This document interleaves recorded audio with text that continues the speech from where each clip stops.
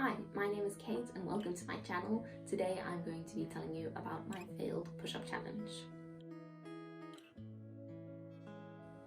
I do have my iPad with some notes here just so that I can remember everything, so if you see me looking down at any point in the video, that's what I'm referring to.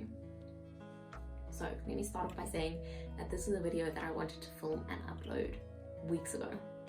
It all started at the end of March and the start of the lockdown in South Africa. So during that time, there was a challenge going around on Instagram and it was a push-up challenge. The idea was to do 10 push-ups and then nominate your friends and tag them to do their push-ups, and then they would nominate their friends, and so on and so on. And while this challenge was going around, I was hoping that I would not get tagged in this challenge because I could not do a push-up and I did not want to have to deal with being tagged in the challenge and then not being able to complete it. So it was with that in mind that at the start of South Africa's what was initially supposed to be a 3-week lockdown, that I decided that I would set my own challenge for myself of learning how to do a push-up in 3 weeks. So I have never been able to do a push-up. I have always, whenever I needed to do push-ups in like an exercise class or something, would always do kneeling push-ups. Sometimes I would do like half reps where I would just go as low down as I can and then push myself back up, but I've never been able to do a full push-up with getting my chest to the ground and then pushing back up again. So I was really excited that I was going to kind of set this challenge for myself, and at the end of 3 weeks I would be able to do a push-up and hopefully even more than one push-up. And I wanted to kind of film and document this challenge and record my progress that I made throughout the challenge and see how much I improved over the 3 weeks.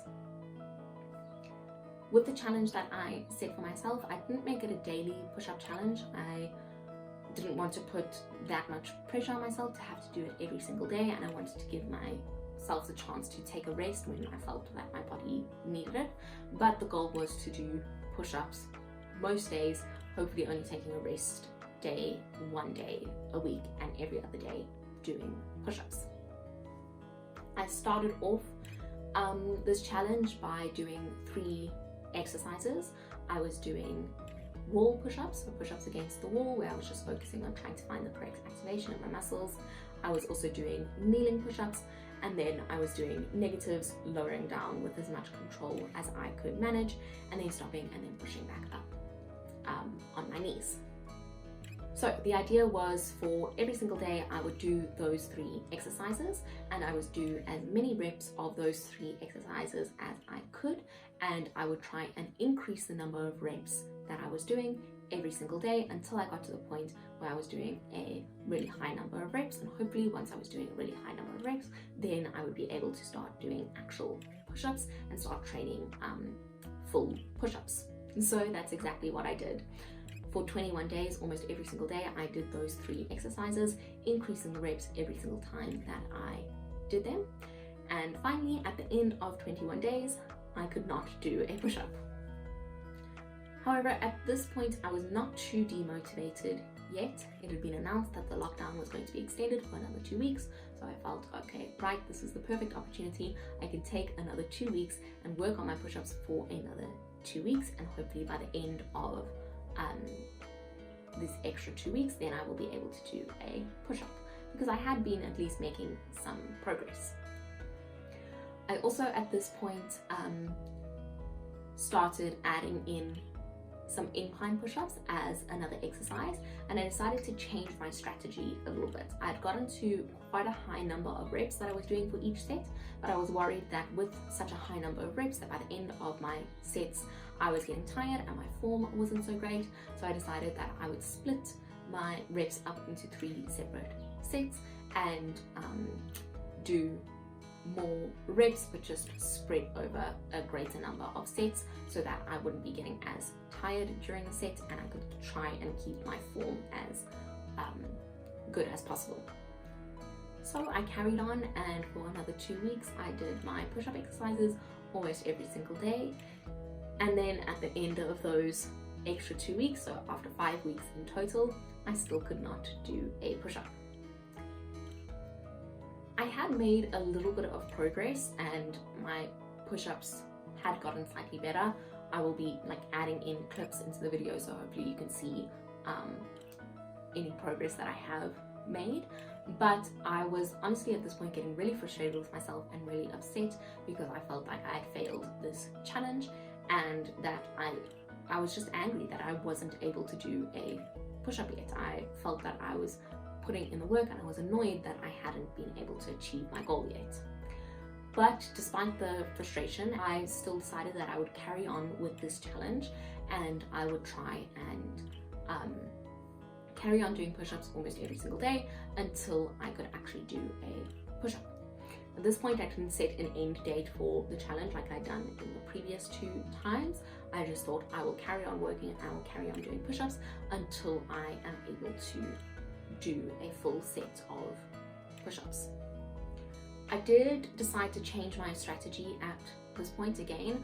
I thought, like, I kind of justified to myself, okay, the reason why I haven't made as much progress as I wanted and the reason why I can't do a push-up is just because I've been approaching this challenge wrong, and I need to kind of change the way that I'm doing things so that I will be able to achieve this push-up. So what I decided was I decided to split my push-ups into a morning and an afternoon session. In the morning, I did usually 3 sets of kneeling push-ups, anywhere between 5 and 10 reps per set, and I did that every single day except for Sundays. And then in the afternoons, I would do my other push-up exercises, so the negatives, the wall push-ups, the incline push-ups, and I also added in some half reps as well, so going just as far down as I can and then pushing back up.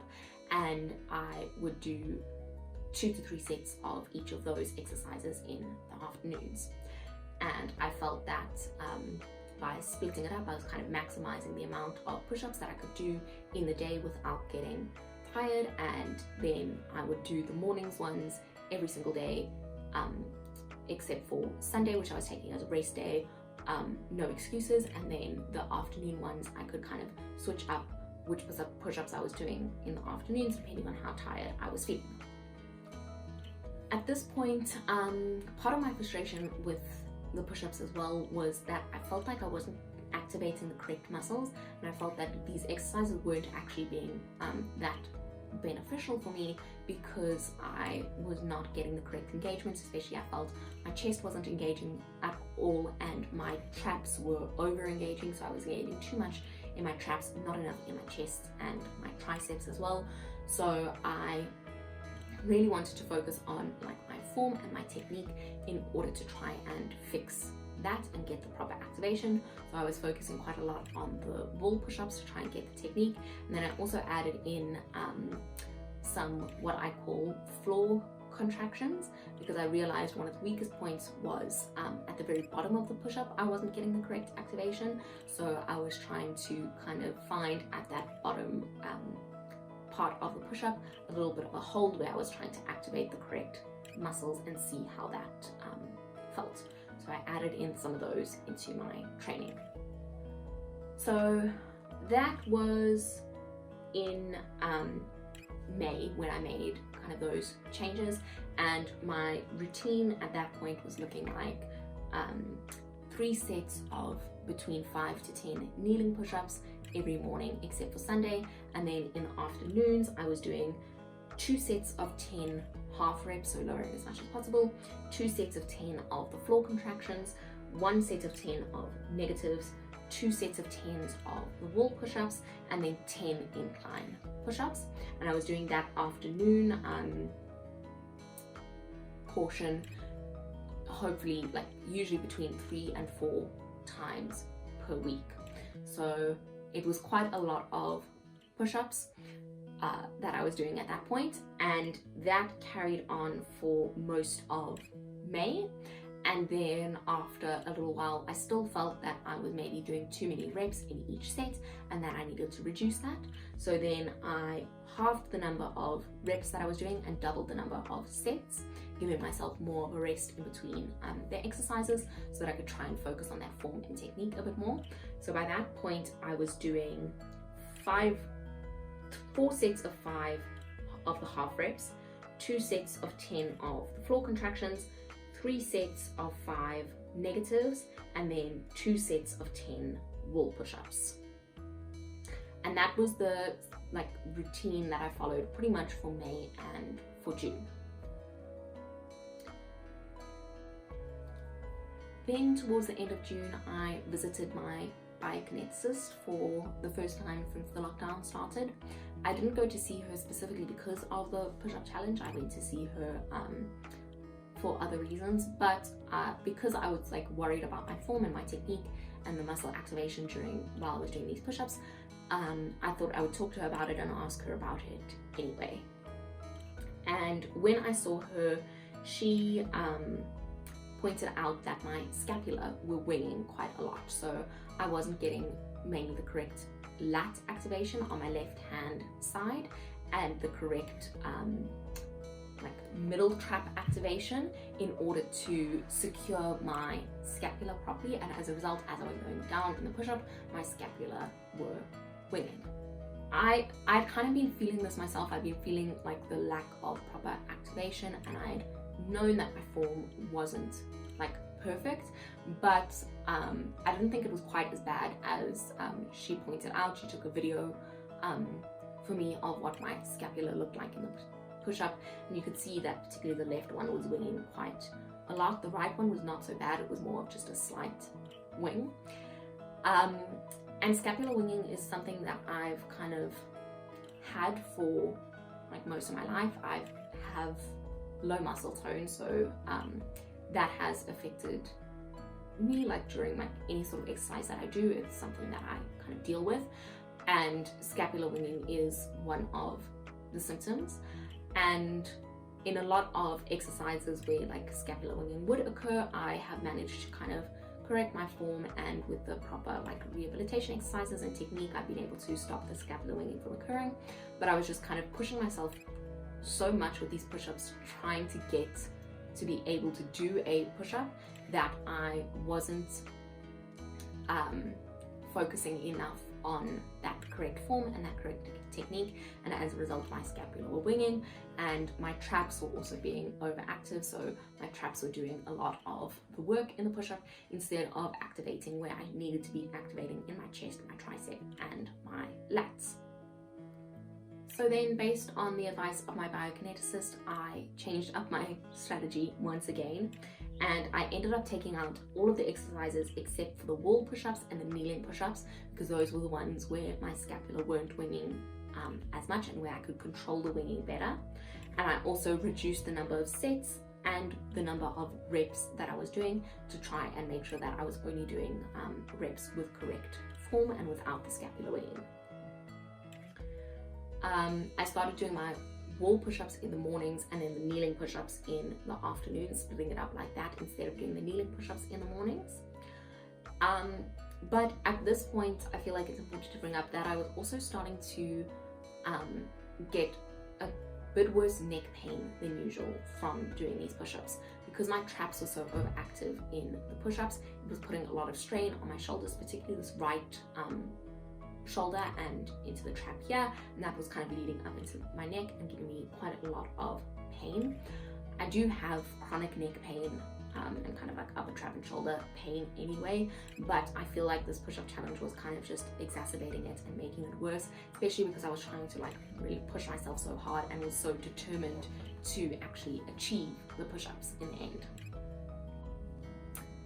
So after seeing my biokineticist, I carried on with the challenge for about 2 more weeks before I finally decided to stop. It had gotten to the point where the challenge was just causing me physical and emotional pain. I was not looking forward to doing the push-ups. I was frustrated with myself. I was annoyed. I was dreading doing them every day, and I was just doing them out of a sense of obligation and not because I actually wanted to.